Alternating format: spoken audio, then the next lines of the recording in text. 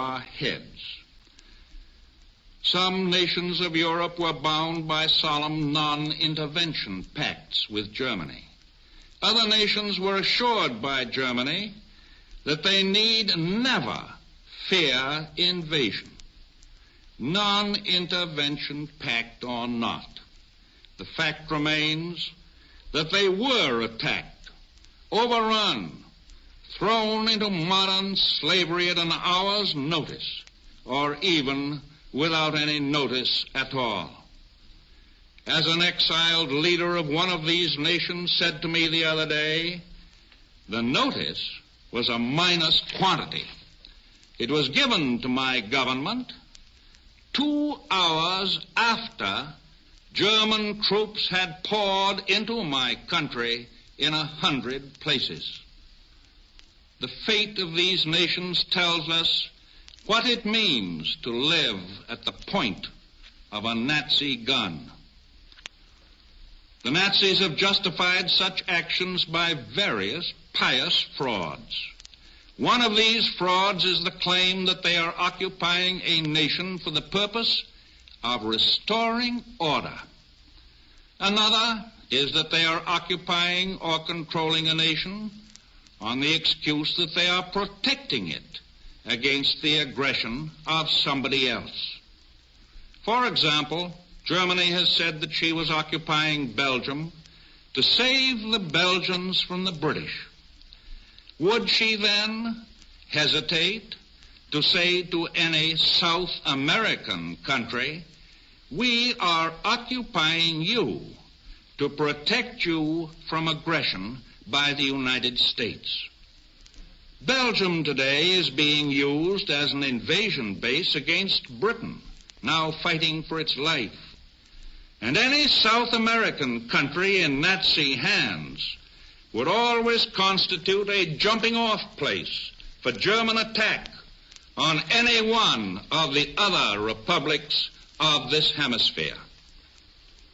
Analyze for yourselves the future of 2 other places even nearer to Germany. If the Nazis won, could Ireland hold out? Would Irish freedom be permitted as an amazing pet exception in an unfree world?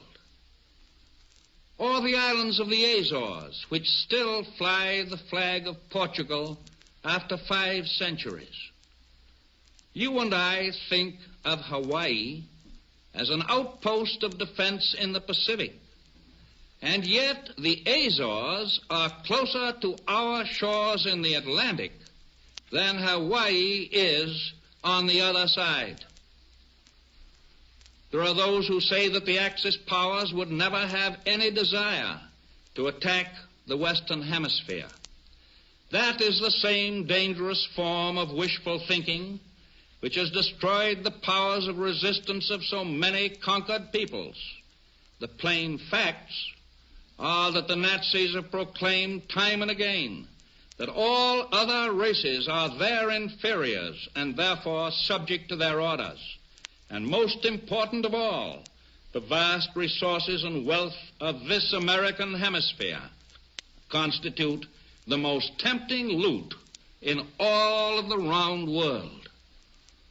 Let us no longer blind ourselves to the undeniable fact that the evil forces which have crushed and undermined and corrupted so many others are already within our own gates. Your government knows much about them, and every day is ferreting them out. Their secret emissaries are active in our own and in neighboring countries. They seek to stir up suspicion and dissension, to cause internal strife. They try to turn capital against labor and vice versa. They try to reawaken long slumbering racial and religious enmities which should have no place in this country. They are active in every group that promotes intolerance. They exploit for their own ends our own natural abhorrence of war. These trouble breeders have but one purpose. It is to divide our people, to divide them into hostile groups, and to destroy our unity and shatter our will to defend ourselves. There are also American citizens, many of them in high places, who unwittingly, in most cases, are aiding and abetting the work of these agents. I do not charge these American citizens with being foreign agents, but I do charge them with doing exactly the kind of work that the dictators want done in the United States. These people not only believe that we can save our own skins by shutting our eyes to the fate of other nations. Some of them go much further than that. They say that we can and should become the friends and even the partners of the Axis powers. Some of them even suggest that we should imitate the methods of the dictatorships. But Americans never can and never will do that. The experience of the past 2 years has proven beyond doubt that no nation can appease the Nazis. No man can tame a tiger into a kitten by stroking it. There can be no appeasement with ruthlessness. There can be no reasoning with an incendiary bomb. We know now that a nation can have peace with the Nazis only at the price of total surrender. Even the people of Italy have been forced to become accomplices of the Nazis, but at this moment they do not know how soon they will be embraced to death by their allies. The American appeasers ignore the warning to be found in the fate of Austria, Czechoslovakia, Poland, Norway, Belgium, the Netherlands, Denmark, and France.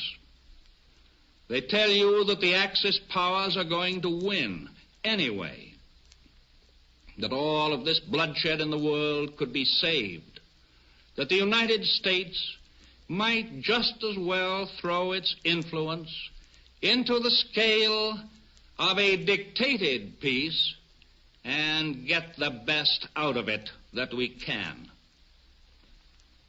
They call it a negotiated peace. Nonsense. Is it a negotiated peace if a gang of outlaws surrounds your community and on threat of extermination makes you pay tribute to save your own skins?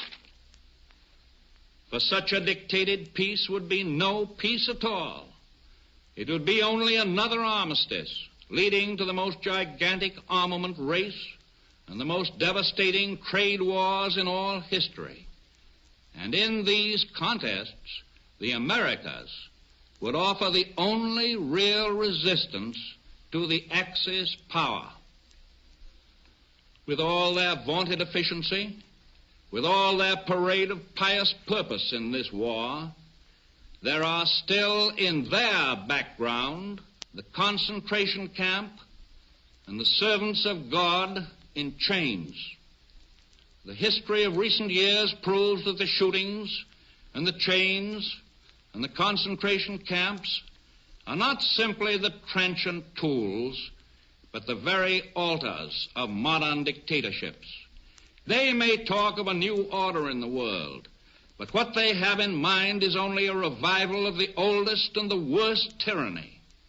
In that, there is no liberty, no religion, no hope. The proposed new order is the very opposite of a United States of Europe or a United States of Asia. It is not a government based upon the consent of the governed. It is not a union of ordinary, self-respecting men and women to protect themselves and their freedom and their dignity from oppression. It is an unholy alliance of power and pelf to dominate and to enslave the human race. The British people and their allies today are conducting an active war against this unholy alliance. Our own future security is greatly dependent on the outcome of that fight. Our ability to keep out of war is going to be affected by that outcome. Thinking in terms of today and tomorrow, I make the direct statement to the American people that there is far less chance of the United States getting into war if we do all we can now to support the nations defending themselves against attack by the Axis than if we acquiesce in their defeat, submit tamely to an Axis victory, and wait our turn to be the object of attack in another war later on. If we are to be completely honest with ourselves, we must admit that there is risk in any course we may take. But I deeply believe that the great majority of our people agree that the course that I advocate involves the least risk now and the greatest hope for world peace in the future. The people of Europe who are defending themselves do not ask us to do their fighting. They ask us for the implements of war, the planes, the tanks, the guns, the freighters, which will enable them to fight for their liberty and for our security. Emphatically, we must get these weapons to them. Get them to them in sufficient volume and quickly enough so that we and our children will be saved the agony and suffering of war which others have had to endure. Let not the defeatists tell us that it is too late. It will never be earlier. Tomorrow will be later than today. Certain